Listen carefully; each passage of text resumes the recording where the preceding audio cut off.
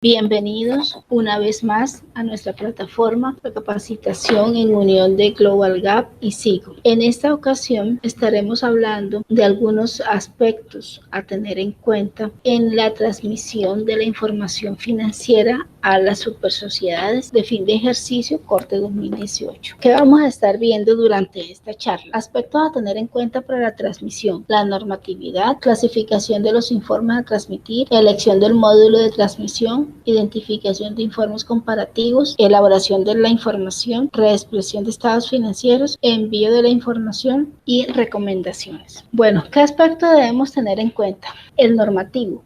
La circular externa 201.005 del 9 de noviembre del 2018, la circular externa 100-6 del 9 de noviembre del 2018, la 100-4 del 26 de septiembre del 2018, la 100-3 del 19 de julio del 2018. Dentro del aspecto financiero, tenemos los informes 01, que son los estados financieros separados e individuales, el informe 42 de prácticas empresariales, informe 3A-20, información anual de acuerdo de recuperación, informe 3A-10, información periódica de acuerdo de recuperación, estados financieros consolidados, la 04, fin de ejercicio, entidades que no cumplen con el negocio en marcha, que es la liquidación voluntaria, el 4, entidades que no cumplen con negocio en marcha y liquidación judicial, el 6, actividades de libranza.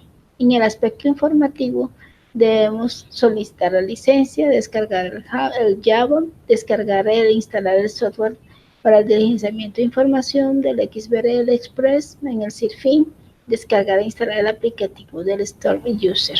Dentro de la normatividad que tenemos, que contempla la circular externa, la 201-5 del 9 de noviembre del 2018, hace referencia a los estados financieros y documentos adicionales. La circular externa 9 del 2018, la 4 y la 3 son las que hacen referencia a los otros informes, como son los de negocio en marcha, libranza, en liquidación. Miremos a continuación lo que tiene cada uno. La que nos compete en este proceso es la de la circular externa 201-5 del 2018, la cual, ¿qué nos está pidiendo? Dice que los estados financieros con corte del 31 de diciembre y sus documentos adicionales, el informe 42 de prácticas empresariales, los estados financieros consolidados y documentos adicionales, información financiera de fin de ejercicio para las entidades empresariales en acuerdo de recuperación, cumplimiento del debido proceso, registro y presentación de la información en CIRFIN, la publicación y las generalidades. Los informes a transmitir que vamos a encontrar dentro de los estados financieros son los siguientes. A continuación, una breve identificación para cada tipo de informe para que cada compañía tenga claridad a cuál es el que debe ingresar y escoger el punto de entrada. El consolidado. El consolidado son los estados financieros de un grupo en el que los activos, pasivos, patrimonio, ingresos, gastos y flujos de efectivo de la controladora y sus subsidiarias se presentan como si se tratase de una sola entidad económica. El separado, estados financieros presentados por una entidad que posee inversiones en subsidiarias asociadas y o negocios conjuntos, optando por efectuar su contabilización al costo, valor razonable o metro de participación. Es decir, esos son los estados financieros de la matriz. El individual, estados financieros presentados por una entidad que no tiene inversiones en subsidiarias asociadas y o negocios conjuntos, es decir, una compañía normal. El combinado, estado financiero que incluye la cifra de dos o más entidades que se encuentran bajo control común de un único inversor, sin incluir las cifras del inversor controlador, es decir, las que están, por decir algo, en agencias o en sucursales.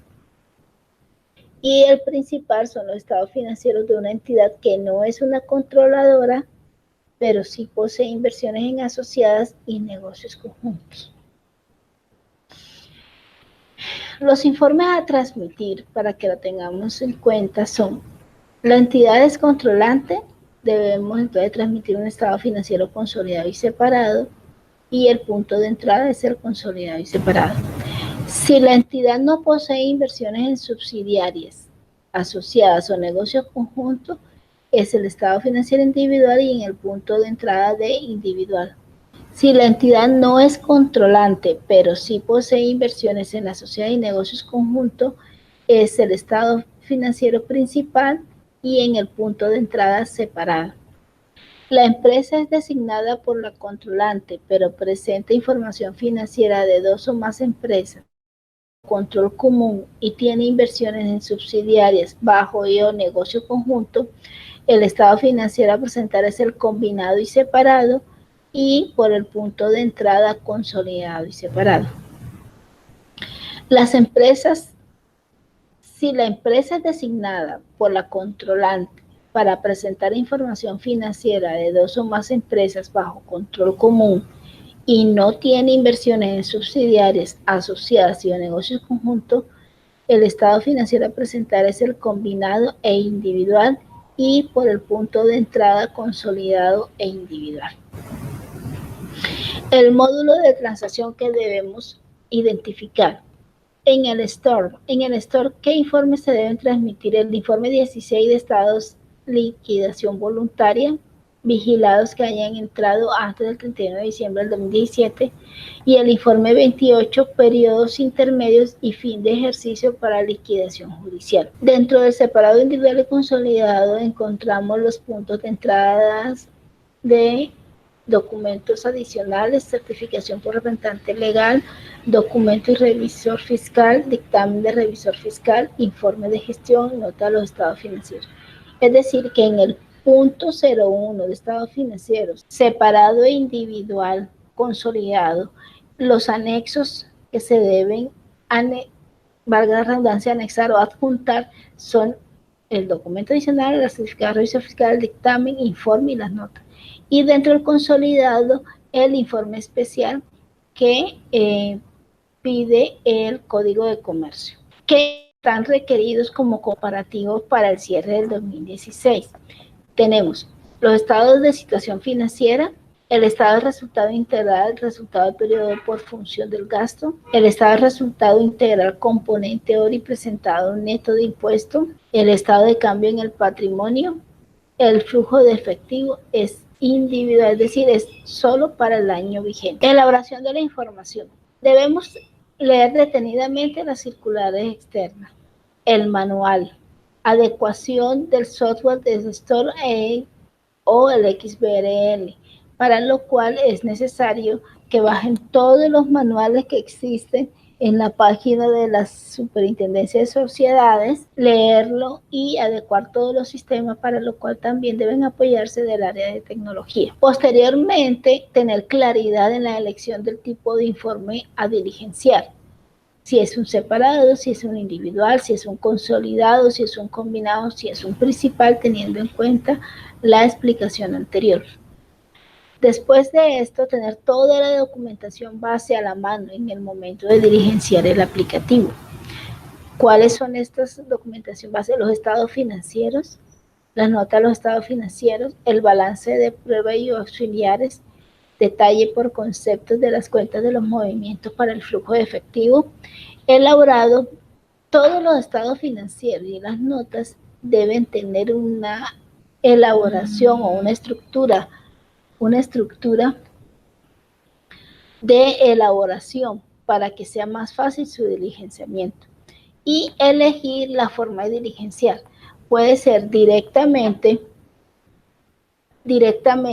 en el software o en el Excel y luego importar al XBRL Express. Continuando con el proceso de elaboración, cuando se habla de estructura acorde a la estructura de transmisión a que hago referencia, si bien es cierto, debemos tener en cuenta que nuestros estados financieros, el estado de situación financiera y el estado de resultado, la estructura debe estar armada con base en los 2 dígitos del PUC. Para las notas a los estados financieros debe estar elaborada a 4 dígitos del PUC. El estado del flujo de efectivo y estado de cambio en el patrimonio es una combinación, de lo cual debemos tener por tipo de movimiento, agrupándolo por tipo de cuenta, y tener cuidado con las aproximaciones a miles versus los totales de las cuentas del balance y del PIG que hemos diligenciado anteriormente.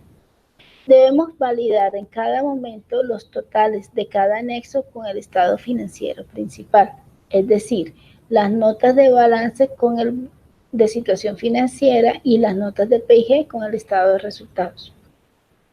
Asimismo, los valores que crucen directamente del PIG en el flujo efectivo con el estado de situación y la nota, asimismo las variaciones que presentemos en los flujos de efectivo para las actividades de operación con las variaciones de los estados de situación entre el 2018 y 2017. Si bien es cierto, algunos dirán, bueno, pero ¿por qué hablan de PUC? ¿Sí? Si ya las NIF no usan PUC.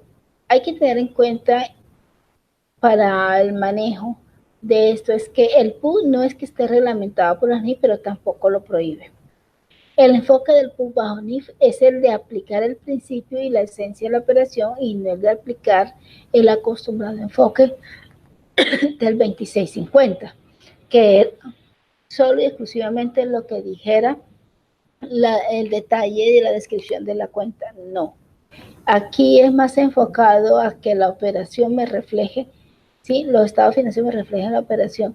Yo puedo y necesito adecuar un PUC como herramienta de la agrupación de los registros contables de la operación bajo NIF, que facilita la elaboración de los informes financieros. Si bien es cierto, mucha gente dirá, ay, pero ¿por qué el PUC o la misma superintendencia por ahí decir ya el PUC no se utiliza? No se exige porque ya no estamos bajo el 2650, pero para poder hacer una adecuada agrupación de las operaciones, un reconocimiento de las operaciones, cualquier software necesita un punto de entrada o un código con el cual capturar esa información y la mejor forma es un PUC. ¿Que hay que adecuarlo bajo las necesidades de las NIF? Sí.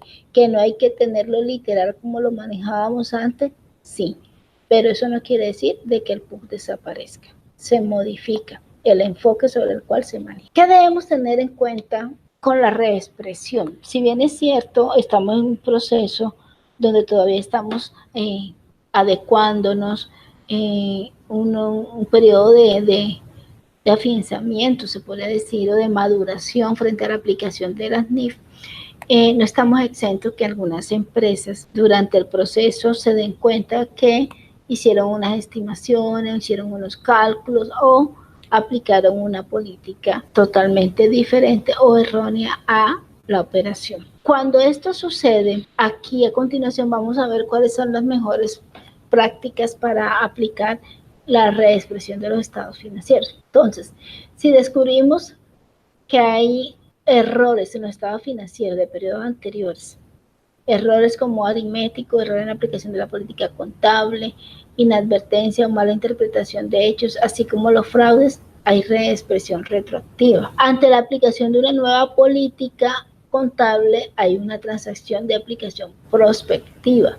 Esto es con base en la NIC 8. Debemos tener en cuenta que otro aspecto para saber y concluir si vamos a hacer una reexpresión de estados financieros. A nivel contable, el reconocimiento en la contabilidad de los ajustes originados por cambio en política o la corrección de errores de los saldos correspondientes afectando las ganancias acumuladas o el rubro patrimonial correspondiente en el periodo corriente. Presentación. Se dan al momento de aplicar la reexpresión retroactiva o la aplicación retroactiva y o la aplicación en la información financiera comparativa como si el error cometido en periodos anteriores no se hubiera cometido nunca o como si siempre se hubiera aplicado la misma política. ¿Qué efecto tiene de aplicar una nueva política contable o de corregir un error? Miremoslo a continuación.